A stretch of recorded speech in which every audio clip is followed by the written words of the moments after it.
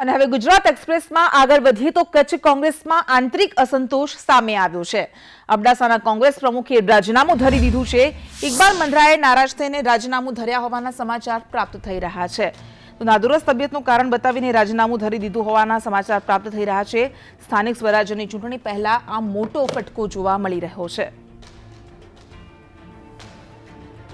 તો અબડાસા પેટા ચૂંટણીમાં હાર પાછળ કચ્છના પ્રભારી અને બની બેઠેલા આગેવાનોને તેમણે જવાબદાર ઠેરવ્યા। આવનારી સ્થાનિક સ્વરાજ્યની ચૂંટણીમાં ઘોર પરાજય થવાની શક્યતા। લખપત તાલુકા કોંગ્રેસના કાર્યકારી પ્રમુખ હાસમ નોતિયારે રાજીનામું ધરી દીધું છે। નાદુરસ્ત તબિયતનું કારણ બતાવીને તેમણે કોંગ્રેસમાંથી રાજીનામું ધર્યું। તો સ્થાનિક સ્વરાજ્યની ચૂંટણી પહેલા કોંગ્રેસને આ મોટો ઝટકો।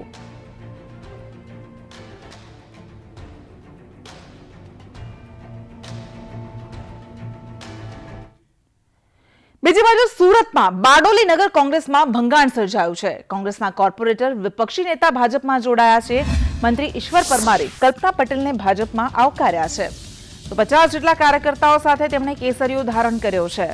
આમ એક બાદ એક કોંગ્રેસને ઝટકા મળી રહ્યા છે। સુરત જિલ્લાના બારડોલી નગર કોંગ્રેસમાં પણ ભંગાણ સર્જાયું છે। બારડોલી નગરપાલિકાના વોર્ડ નંબરના કોંગ્રેસના કોર્પોરેટર વિપક્ષ નેતા કલ્પના પટેલ ભાજપમાં જોડાયા। કેબિનેટ મંત્રી ઈશ્વર પરમારે કલ્પના પટેલને ભાજપનો ખેસ પહેરાવ્યો। વિપક્ષ નેતા કલ્પના પટેલ સાથે 50 જેટલા કાર્યકર્તાઓ અહીં હાજર રહ્યા હતા અને 50 જેટલા કાર્યકર્તાઓએ કેસરીયો ખેસ ધારણ કર્યો।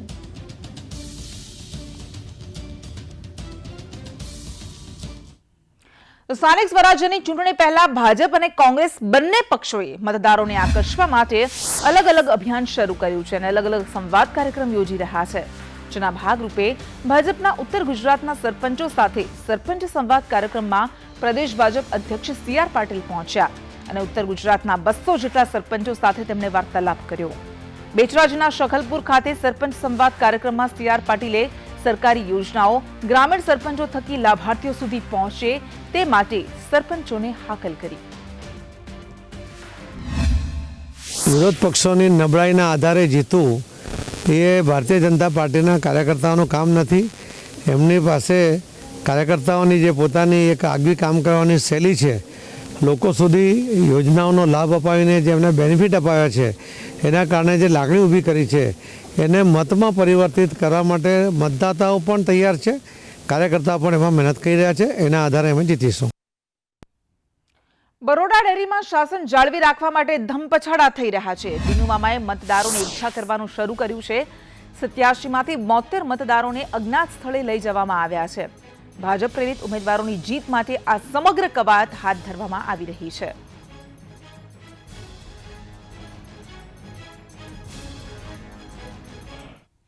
કોન્ટ્રાક્ટ ફાર્મિંગનો એક તરફ વિરોધ થઈ રહ્યો છે તો બીજી તરફ બનાસકાંઠાના અનેક ખેડૂતો કોન્ટ્રાક્ટ ફાર્મિંગથી લાખોનો નફો રળી રહ્યા છે।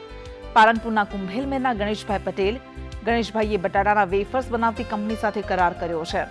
કોન્ટ્રાક્ટ ફાર્મિંગ એટલે એવી પદ્ધતિ જેમાં કંપનીઓ ખેડૂતના ખેતરમાં તૈયાર થનાર પાકનું વાવેતર પહેલા જ કોન્ટ્રાક્ટ કરીને ભાવ નક્કી કરી લે છે, જેથી ખેડૂતોને માલ વેચવાની કોઈ ચિંતા નથી રહેતી।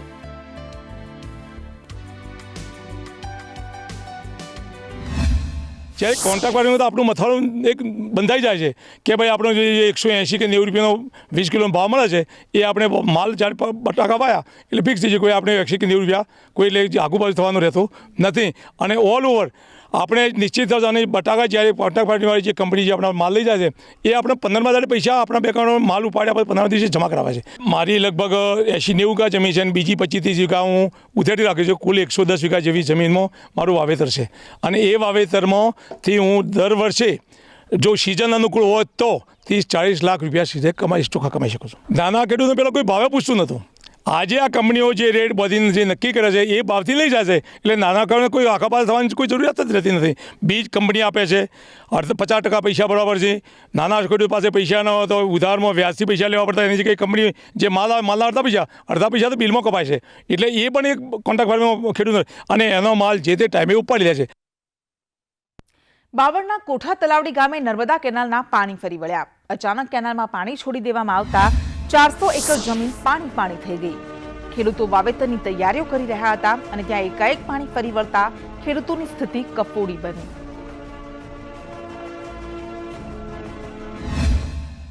આ પાણી આવે છે વારંવાર, તો આ અમારે પાળો બાંધે માટીકામ કરે, આશરે 4 કિલોમીટરનું કામ માટીકામ કરી આપે તો આ પાણીનો પ્રોબ્લેમ ના રહે અને અમારે ખેડૂતને વાવેતર થાય. અને અત્યારે પાણી નર્મદાના કેનાલમાં તૂટવાથી પાણી આવેલું છે, તો જમીન વરાપી હતી પણ એ પાણી વન પાણી આવવાથી બધું ભરાઈ ગયું. પેલું હતું એવડે હૂકી ગયું, મશીન મૂક્યું અને એ પાણી માન ખૂટાડ્યું તો આ પાણી ઉપરથી કિનારમાંથી આવ્યું રવલ બાજુથી પાછા ભરી ગયા છે. જૂનાગઢના વડાલ ગામના પ્રગતિશીલ ખેડૂત પરિવારે ઓર્ગેનિક રીંગણાનું ઉત્પાદન કરી લાખોની કમાણી કરી રહ્યા છે અને સાથે સાથે આજની યુવા પેઢીને પણ ઓર્ગેનિક ખેતી કરવા માટે પ્રોત્સાહિત કરી રહ્યા છે.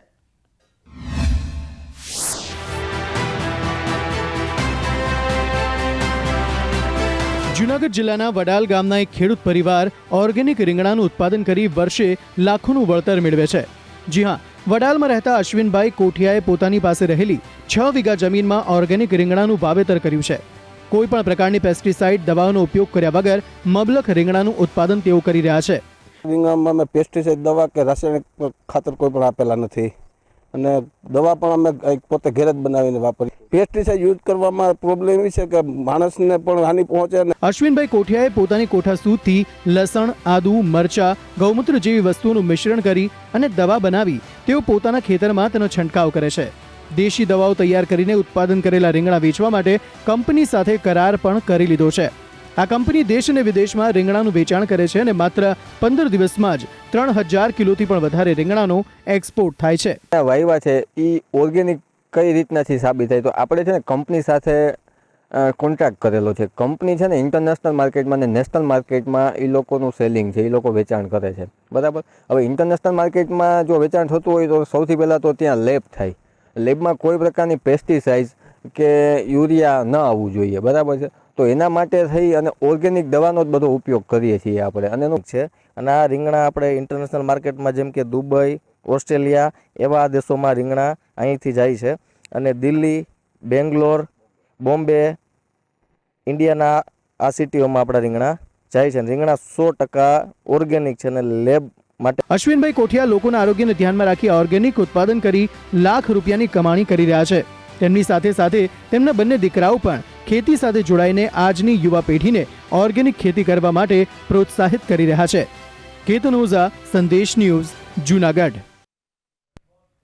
જૂનાગઢમાં ફિલ્મ અભિનેતા આમિર ખાને પરિવાર સાથે સિંહ દર્શન કર્યા.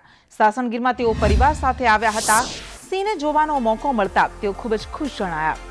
4 રૂટ પર 13 સિંહ જોઈને તેઓ રોમાંચિત થઈ ઉઠ્યા. હાલમાં ક્રિસમસ વેકેશન ચાલતું હોવાથી જૂનાગઢમાં મોટી સંખ્યામાં પ્રવાસીઓ આવી રહ્યા છે. ત્યારે અભિનેતા આમિર ખાન લગ્નની વર્ષગાંઠ ઉજવવા માટે ફેમિલી સાથે આવ્યા હોવાનું જણાવ્યું હતું.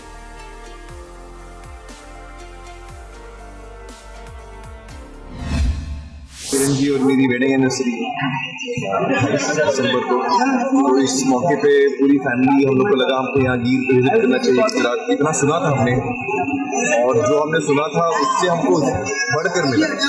खूबसूरत जगह है ये और हमको हमारी खुशनसीबी है कि हमको सिंह देखने का मौका मिला और अलग अलग उसके एक्शन देखने को मिले, तो बहुत ही अच्छा लगा, बहुत मजा आया. मैं लोगों को बोलूँगा कि कभी आप गीर आए तो आपको ये देखने का मौका मिलेगा जो बहुत ही रेयर चीज़ है और हमारे इंडिया की प्राइड है. तो ज़रूर मैं लोगों को बोलूँगा आप जब भी मौका मिले. आजकल तो भी कोरोना की वजह से थोड़ा लोग केयरफुल रहना पड़ता है, बट इससे वेरी यूनिक प्लेस और ये जगह भी बहुत यूनिक. कौन आया पूरी फैमिली और फ्रेंड्स हम लोग सब साथ में आए, करीब 50 लोग. બનાસકાંઠા જિલ્લાના પાલનપુરમાં આવેલી મુખ્ય સિવિલ હોસ્પિટલમાં છેલ્લા 1.5 માસથી ડાયાબિટીસના દર્દીઓને આપવામાં આવતા ઇન્સ્યુલિન ઇન્જેક્શન ન મળતા દર્દીઓ મુશ્કેલીમાં મુકાઈ ગયા છે. હોસ્પિટલમાં સારવાર અર્થે આવતા દર્દીઓ બજારમાંથી ઊંચા ભાવે ઇન્જેક્શન ખરીદવા મજબૂર બન્યા છે. સિવિલ હોસ્પિટલમાં સંચાલક મંડળ અને સિવિલ સર્જન વચ્ચે આંતરિક વિવાદ ચાલી રહ્યો છે, જેને કારણે દર્દીઓને હાલાકી વેઠવાનો વારો આવ્યો છે. ઇન્જેક્શન ન મળતા દર્દીઓમાં રોષ ફેલાયો છે અને વહેલી તકે હોસ્પિટલમાં ઇન્જેક્શનનો સ્ટોક હાજર કરાય તેવી દર્દીઓ માંગ કરી રહ્યા છે.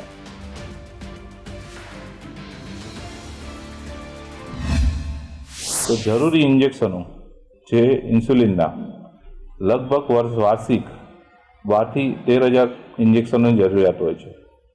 જે આ વખતે જે ઇન્ડિયન બનાસ મેડિકલ કોલેજ તરફથી કરવામાં આવ્યું છે એમાં અમુક ઇન્જેક્શનો ઇન્ડિયન નથી કરવામાં આવ્યું, જેથી GMSL દ્વારા પૂરતા પ્રમાણમાં સપ્લાય થઈ શક્યો નથી અને દર્દીઓને તકલીફ પડી રહી છે. દવા લેવા માટે 4 વર્ષથી અહીંયા તો આવું છું, પણ અહીંયા મને આ વખતે એવું કીધું કે ડાયાબિટીસના ઇન્જેક્શનો ખલાસ થઈ ગયા છે. જ્યારે ડાયાબિટીસના ઇન્સ્યુલિનના ઇન્જેક્શન વગર મારો ડાયાબિટીસ ઓછું થતો જ નથી. 300 ઉપર બી હાલ બી ડાયાબિટીસ ઇન્જેક્શન લેવા છતાં પણ 300 ઉપર ડાયાબિટીસ થાય છે. ગુજરાત એક્સપ્રેસમાં આગળ વધીએ. સુરતના કામરેજ પાસે અકસ્માતમાં બાળકનું મોત નીપજ્યું. શામપુરા પાસે બાઇક સવાર દંપતીનો અકસ્માત થયો. કાર ચાલકે બાઇક સવાર દંપતીને ટક્કર મારી. અકસ્માતમાં દંપતીને ઈજા પહોંચી અને 3 વર્ષના બાળકનું મોત નીપજ્યું. કાર ચાલકે કાબુ ગુમાવતા અકસ્માત સર્જાયો હતો.